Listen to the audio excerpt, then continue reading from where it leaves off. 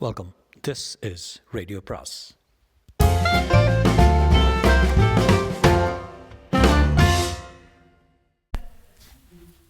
அனைவருக்கும் அன்பு வணக்கம்.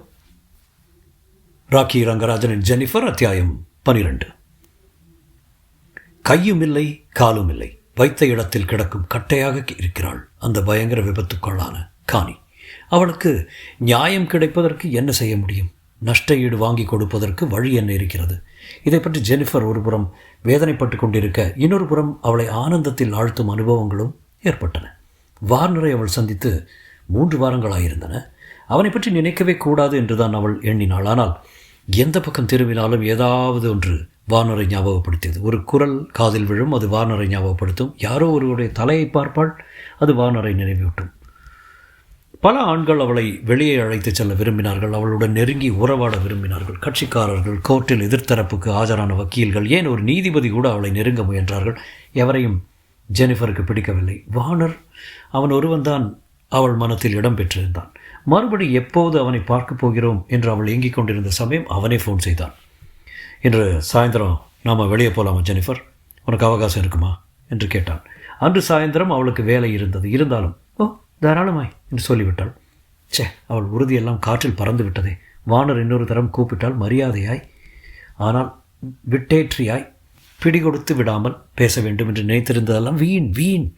அவன் குரலை கேட்ட வினாடியே அதையெல்லாம் மறந்துவிட்டு தாராளமா என்று சொல்லிவிட்டோமே. என்ன மடத்தனம்!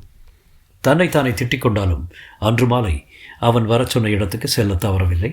ஒரு சிறிய ஹோட்டலில் அவர்கள் உணவு அருந்தினார்கள். 2 மணி நேரம் 2 நிமிடமாய் ஓடிவிட்டது. சட்டத்தை பற்றியும், சினிமாவை பற்றியும், அரசியலை பற்றியும், உலகத்தில் உள்ள சிக்கலான எல்லா பிரச்சனைகளை பற்றியும் அவர்கள் பேசினார்கள். எந்த விஷயத்தை துருவி துருவி பார்ப்பவனாக இருந்தான் வார்னர். என்ன அற்புதமான மூளை, எத்தனை கவர்ச்சியான பேச்சு! மயங்கி போனாள் ஜெனிஃபர். அவளுடைய அலுவல்களை பற்றி அக்கறையாக விசாரித்தான். அவளுடைய வெற்றிகளை கேட்டு நிஜமான சந்தோஷத்துடன் பெருமைப்பட்டான். பெருமைப்பட அவனுக்கு உரிமை இருக்கிறது என்று நினைத்து கொண்டாள் ஜெனிஃபர்.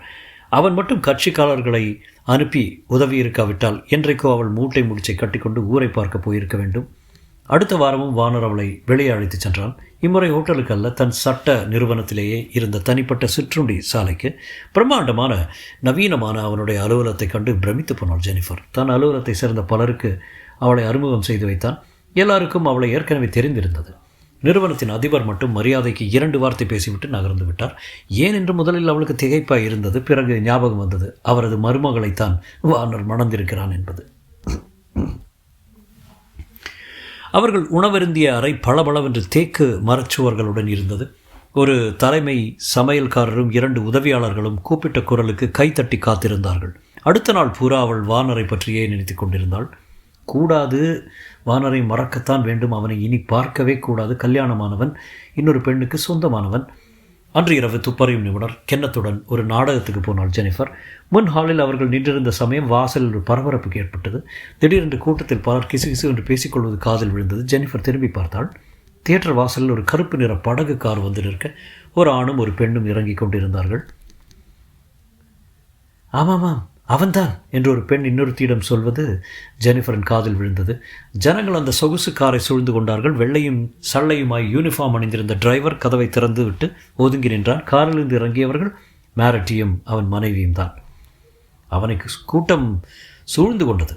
அவன் அவர்களுக்கு ஹீரோ, சினிமா நட்சத்திரம் போன்ற ஆணழகன், துணிச்சலாக காரியங்கள் செய்து அவர்கள் உள்ளங்களை கவரும் வீரன். கூட்டத்தை விலக்கி கொண்டு மேரட்டியும் அவன் மனைவியும் உள்ளே வந்தார்கள்.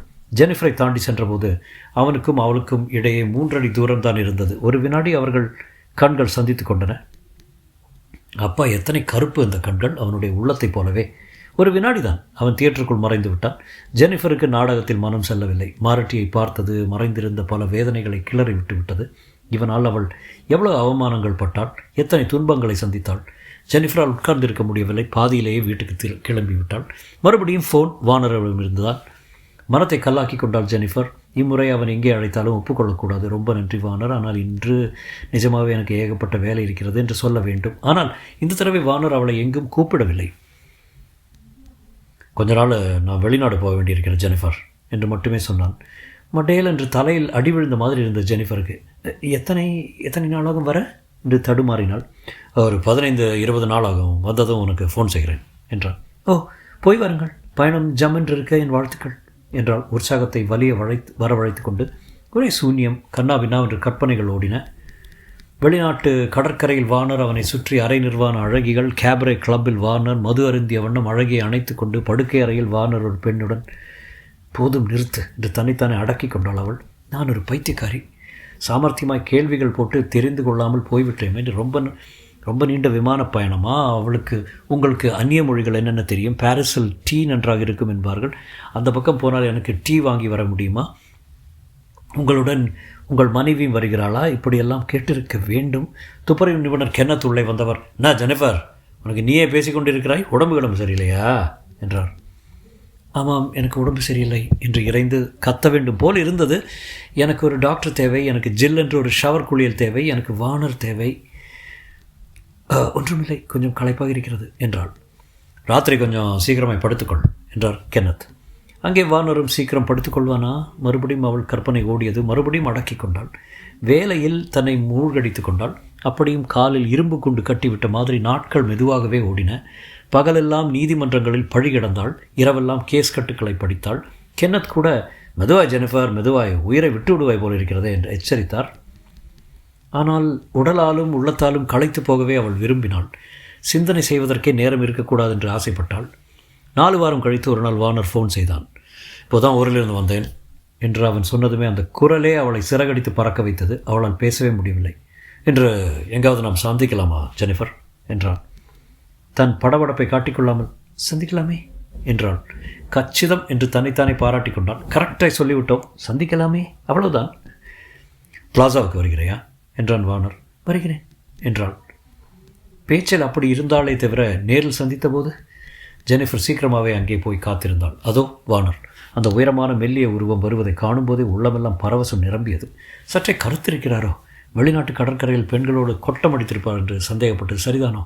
அவன் புன்னகையுடன் அவளை நெருங்கி வந்து அவள் கைகளை ஆசையுடன் பிடித்தான். அந்த நிமிடமே அவளுடைய எதிர்பார்ப்பெல்லாம் பொடி பொடியாய் உதிர்ந்தது. வார்னரிடம், ஏற்கனவே கல்யாணமானவரிடம் உறவாடக்கூடாதென்று அவள் தனக்குள் கொண்டிருந்த தீர்மானமெல்லாம் காற்றிலே பறந்தது. தன்னை கட்டுப்படுத்தி கொள்ள அவளால் முடியவில்லை. அவளுக்குள் வேறு யாரோ ஒருவர் புகுந்து கொண்டு அவள் எப்படி நடந்து கொள்ள வேண்டும், என்னென்ன செய்ய வேண்டும் என்று கட்டளை இடுகிற மாதிரி இருந்தது. எனக்கு என்ன நேர்ந்து விட்டது? அவளாலேயே அவளுக்கு விளக்கம் சொல்லிக்கொள்ள முடியவில்லை. இதுபோன்ற அனுபவத்தை இதற்கு முன் ஒருபோதும் உணர்ந்தது கிடையாது. வாழ்க்கையில் வேறு எதுவுமே வேண்டாம். ஆயுளுக்கும் இந்த வார்னரின் கைகளுக்குள் சிறைப்பட்டு கிடக்க வேண்டும், அது ஒன்றே போதும் என்று தோன்றியது. தன் முகம் சிவப்பதை அவளால் உணர முடிந்தது. உனக்கு அவகாசம் கொடுக்காமல் வர சொல்லிட்டேன் என்றான் வார்னர் மன்னிப்பு கேட்கும் குரலில். ஒரு கட்சிக்காரர் வருவதாக சொல்லியிருந்தார், வரவில்லை. அந்த நேரத்தில் உன்னை பார்க்கலாம் என்று வந்தேன். அந்த கட்சிக்காரர் நன்றாயிருக்கட்டும் என்று மனத்துக்குள் வாழ்த்தினாள் ஜெனிஃபர். உனக்காக ஒன்று வாங்கி வந்திருக்கிறேன் என்றான் அவன். பச்சையும் தங்க நிறவுமான ஸ்கார்ஃப். அது வெகு அழகாக இருந்தது. இட்டலியில் மெலன் நகரில் வாங்கினேன். ஓ, இட்டலிக்கு போயிருந்தாரா? இத்தாலிய அழகிகளுடன் கொட்டமடித்தாரோ? ஸ்கார்ஃப் ரொம்ப அற்புதமாக இருக்கிறது என்றான். நீ மெலன் நகருக்கு போயிருக்கிறையா? இல்லை, ஆனால் அந்த ஊர் மாதா கோவில் படத்தை பார்த்திருக்கிறேன். அற்புதம். எனக்கு ஊர் சுற்றி வேடிக்கை பார்ப்பது அவ்வளவாக பிடிக்காது. ஒரு சர்ச்சை போலத்தான் எல்லா சர்ச்சும் என்று நினைக்கிறவன் நான். பிற்பாடு இந்த சந்திப்பை பற்றி ஜெனிஃபர் நினைத்து பார்த்தபோது எதை பற்றி பேசினோம், என்ன சாப்பிட்டோம், வார்னரின் அருகில் வந்து விசாரித்து விட்டு போனவர்கள் யார், இதையெல்லாம் ஞாபகப்படுத்தி கொள்ள பார்த்தால் எதுவும் நினைவு வரவில்லை. வார்னரின் நெருக்கம், அவனுடைய ஸ்பரிசம், அவனுடைய பார்வை, இவை மட்டும்தான் ஞாபகத்தில் நின்றன. நமக்கு யாரோ மந்திரம் போட்டு விட்டார்களா என்ன? ஏன் இப்படி மயங்கி வசப்பட்டு கிடக்கிறோம்? இந்த மாய வசியத்திலிருந்து விடுபட முடியவில்லையே. அவளுக்கு இன்னொரு எண்ணம் கூட தோன்றியது. ஒரு ராத்திரி, ஒரே ஒரு ராத்திரி இவருடன் வாழ்ந்து விட்டால் போதும். நாம் கற்பனை செய்திருக்கிற அளவுக்கு அப்படியொன்றும் பிரமாதமான ஆளல்ல என்பது புரிந்துவிடும். பிறகு இந்த பிரமையிலிருந்து சுலபமாக விடுபடலாம். தற்செயலாக அவர்கள் கைகள் தொட்டுக்கொண்ட போதெல்லாம் வார்னருக்கும் தனக்கும் இடையே மின்சாரம் பாய்வது போல் இருந்தது அவளுக்கு. அவள் கைகளை திடீரென்று பற்றி ஜெனிஃபர் என்றான். அவன் குரல் கிசுகிசுத்தது. அவளும் ரகசிய குரலில், நாம் வேறு இடத்துக்கு போகலாம் என்றாள். அவன் எழுந்து சென்று அந்த ஹோட்டலில் ஒரு அறை பதிவு செய்து கொண்டு திரும்பினான். லெஃப்டில் மாடிக்கு சென்றார்கள். லெஃப்ட் போய்கொண்டு இருப்பது போல அவளுக்கு தோன்றியது. மாடி வரவே வராதா? சாப்பிட்டு கொண்டிருந்த போது பேசியதும் பார்த்ததும் பிற்பாடு அவளுக்கு ஞாபகமே வரவில்லை என்றால் இப்போது நடந்தது அப்படியே ஞாபகம் இருந்தது. பல வருடங்கள் கழிந்த பிறகு கூட அந்த அறையின் படுதாக்களின் நிறமும் தரை விரிப்பின் பூக்களும் அவளுக்கு ஞாபகம் இருக்கும். அறையில் இருந்த மேசை நாற்காலியும் கட்டிலும் மெத்தையும் சுவரில் போட்டிருந்த விளக்குகளும் படங்களும் அவளுக்கு நினைவில் தங்கிவிட்டன. வெகு கீழே இருந்து மிதந்து வந்த நகரத்தின் சப்தங்களை அவளால் ஞாபகப்படுத்திக் கொள்ள முடிந்தது. அன்று நிகழ்ந்தவை ஆயுள் காலத்துக்கும் அவள் நெஞ்சில் பதிந்திருந்தன. கோலமான ஒரு வெடி அவள் மெல்ல வெடித்து சிதறி பரவியது போல் இருந்தது. படுக்கையில் வார்னரின் அருகிலேயே படுத்திருந்த போது அவனுடைய மென்மை, அவனுடைய முரட்டுத்தனம், அந்த சிரிப்பு, அந்த தாபம், தணிக்க தணிக்க அதிகரித்து எழும் அந்த பசி. வார்னர் அவளை அணைத்து கொண்டு அந்த முதல் வினாடியை அவளுக்குள் ஒரு குரல் சொல்லியது, ஜெனிஃபர், நீ தொலைந்தாய் என்று. பல மணி நேரம் கழித்து இருவரும் அமைதியாய் படுத்திருந்த போது வார்னர் சொன்னான், என் வாழ்க்கையிலேயே முதன்முறையாக இப்போது தான் நான் உயிரோடு இருக்கிற மாதிரி தோன்றுகிறது ஜெனிஃபர். அவள் அவனுடைய மார்பை மெதுவாக வருடிய வண்ணம் பலமாக சிரித்தாள்.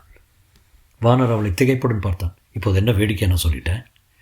ஒன்றுமில்லை, ஒரே ஒரு ராத்திரி உங்களுடன் வாழ்ந்து விட்டால் அப்புறம் உங்களையே மறந்து போய்விடலாம் என்று நான் நினைத்திருந்தேன். எப்போ? நான் நினைத்தது தப்பு என்று தெரிந்துவிட்டது. இப்போது என்னில் ஒரு பகுதியாய் உங்களை நினைக்கிறேன். தாங்கியவாறு மறுபடி சொன்னாள். அதாவது உங்களில் ஒரு பகுதி என்னில் ஒரு பகுதியாகி விட்டது என்று தோன்றுகிறது. வார்னருக்கு புரிந்தது. அவனுக்கு மனைவி இருப்பதைத்தான் அவள் குறிப்பிடுகிறாள். என் மனைவி மேரி யூரோப்புக்கு போகிறாள். திரும்பி வர 1 மாதம் ஆகும். அதற்குள் ஏதாவது ஏற்பாடு செய்து கொள்வோம் என்றான் அவன். அநேகமாக ஒவ்வொரு இரவும் அவர்கள் சேர்ந்தே இருக்க தொடங்கினார்கள். ஜெனிஃபரின் வசதி குறைவான வீட்டில் முதல் தடவையாக அவன் தங்கிய போது, வசதியான வேறு வீடு வேண்டும் ஜெனிஃபர் என்றான். அடுத்த நாள் பூராவும் அவர்கள்